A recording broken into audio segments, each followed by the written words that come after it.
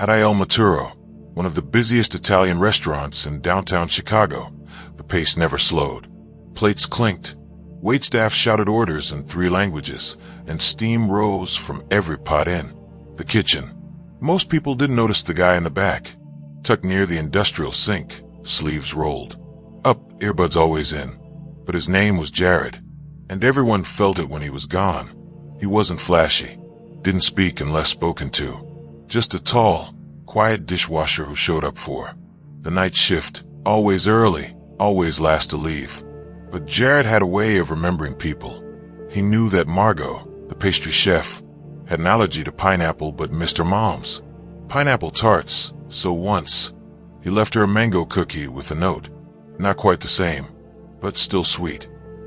He knew that Luca, a hot-tempered sous chef, hated birthdays, but loved lemon cupcakes. So on Luca's birthday, he didn't say a word, just left one on his prep station, no card, no fuss. He never missed a birthday, never forgot a kind word when someone was low, never let a shift go by without helping someone carry trays, restock the line, or scrub that one stubborn corner under the fryer. He wasn't staff, he was comfort. So when he didn't show up one Friday night, no one panicked. At first, enter Nadia, just 6 days on the job, a 21-year-old culinary intern from overseas, rotating through the back of house for work credit. Her accent was thick, her posture shy, but her eyes sharp. Jared was the first one who spoke to her, showed her how to reset the walk-in cooler alarm, let her borrow his gloves, brought her tea on her first cold shift with a sticky note. First winter, it gets better. So do you. She didn't know him well, but she felt it when he wasn't there. She asked Chef Margot, "Where's Jared tonight?" Margot frowned, wiping her hands. Didn't see him.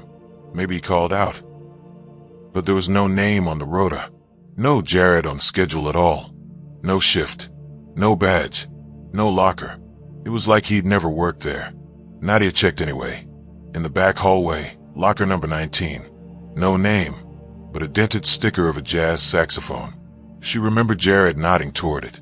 Once, inside, a faded denim jacket, a folded crossword puzzle unfinished, and a photo, a young Jared, smiling, with small child sitting on his shoulders, both with smudges of gelato on their shirts, on the back in ink. Mason's 6th birthday, Navy Pier. She took it, carefully, and she knew this was not just a missed shift. Later that night, Nadia noticed something strange. The security camera above the walk-in fridge was blinking red. She checked the clipboard log. Camera outage, recorded Thursday, 11:38 p.m., the night Jared disappeared. She swallowed hard. She approached the assistant manager, Angelo. He barely looked up from his clipboard. "Sorry to bother, but do you know what happened to the dishwasher?" Jared. Angelo squinted. "We cycle through dishwashers all the time. They come and go. Don't get too attached." Nadia's stomach turned. "But he's been here for months. Everyone knows him." Angelo sighed. "If he quit, he quit. We don't do missing persons in food service." And just like that, it was over. Everyone moved on, except her. She dialed the number written inside the jacket's collar. Just one ring, the child's voice on. Voicemail. "Hi, this is Mason. My dad's not here. Leave a message." Her breath caught. The boy in the photo. Real, alive, and still waiting. She went back to the locker and flipped open Jared's crossword. Hidden behind it was a list. Not recipes, not orders, just dates and times. One caught her eye. March 8th, walk-in freezer, 11:45 p.m. 4 nights ago, the last night Jared showed up. Nadia walked back to the freezer during her break. It was quiet, too quiet. She stood for a long time, not opening it. Then she pulled out her phone and snapped a photo of the freezer handle. It had a long scratch on it, one she hadn't noticed before. She zoomed in. Was that blood? She didn't know, didn't want to guess. But something had happened here, and she was the only one asking questions. Everyone else had forgotten Jared, but Nadia hadn't, and she wasn't going to, because somewhere in this restaurant, there was a secret no one wanted found. She couldn't stop thinking about the locker, the photo, the blood-like scratch on the freezer, handle, and Jared, his calm eyes, the way he always remembered people's names. She knew something was wrong. So the next night, she came in early, not to clock in, but to look. The kitchen was still dark when she slipped past the back alley entrance. She wore a hoodie, kept her head down. No one noticed. The cleaning crew hadn't arrived yet, so she went back to locker number 19, the one with the saxophone sticker. She reached beneath the jacket, feeling the corners of the locker. Nothing. Then she noticed the bottom lining was loose. She peeled it back and found a folded napkin. Inside, handwritten note. If anything happens, check behind the fryer. The left panel. It's loose. Jay. Her hand shook. The fryer? The one used every night, steaming, dangerous, constantly manned by Chef Rocco. She had to wait. That night, Nadia acted normal. She diced garlic. She prepped sauces. She swept floors during lull hours. And she waited for the moment when Rocco left his station to grab supplies. When he did, she made her move. She knelt beside the fryer, pretending to tie her shoe, slid her hand along the metal base, found the panel. It wobbled. She tugged gently. It clicked loose, just barely. Inside was a gap and something taped to the interior. A receipt. Not from a restaurant. It was from a storage facility in Cicero, dated the week before Jared vanished. A key code was scribbled on the back.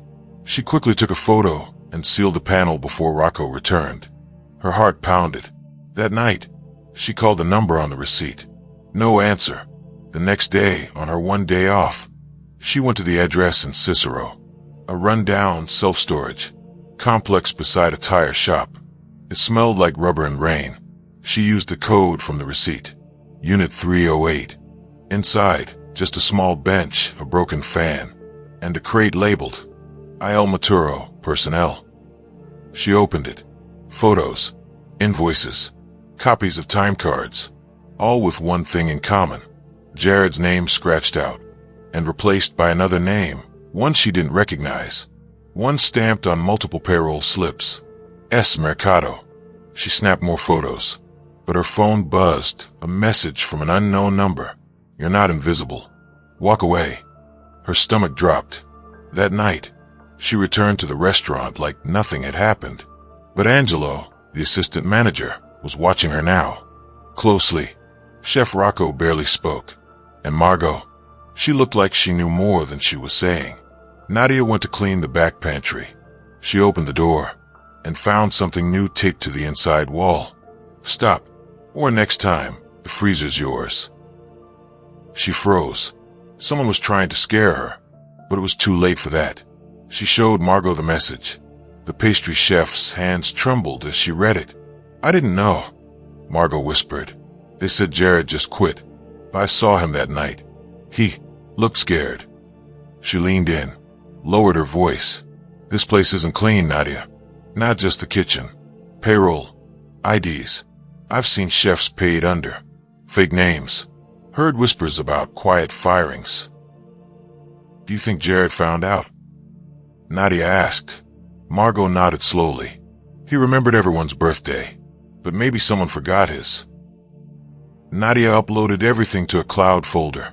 Every photo, note, receipt, time card, and the voicemail from Jared's son. She sent it to one person, a food safety inspector she met during orientation. A woman who once said, if you ever see something, tell me first. Within 48 hours, the inspector arrived, not alone. 2 plainclothes officers trailed behind her. They didn't come for the food. They came for the files. The kitchen was tense. Then silence. Angelo was called to the office. He didn't come back. Then Rocco. Then 2 others Nadia had never seen before. The next day, Illinois Maturo was closed for renovations. But in truth, it was being investigated. 3 days later, Nadia got a text from an unknown number. He's okay. Safe. Living with his sister now. Attached, a photo of Jared, older than she remembered, but smiling, holding a small boy in his arms. That night, she went back to the restaurant one last time. Not to work, just to stand behind the fryer where she found the note. She placed a cupcake on the counter. Vanilla, Jared's favorite, and whispered, "Happy birthday," because someone finally remembered his.